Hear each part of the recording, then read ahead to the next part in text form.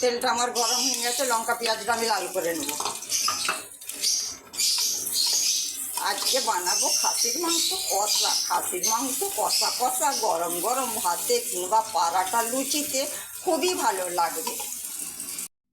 লঙ্কা পেঁয়াজটা আমার লাল হয়ে গিয়েছে। আর এখানে যে বন্ধুরা আমি খাসির মাংসটাই মশলা দিয়ে রেখেছিলাম, খাসির মাংসটা দিয়ে দিলাম। এবার খাসির মাংসটা আমি 5 মিনিট ভালো করে কষিয়ে নেব।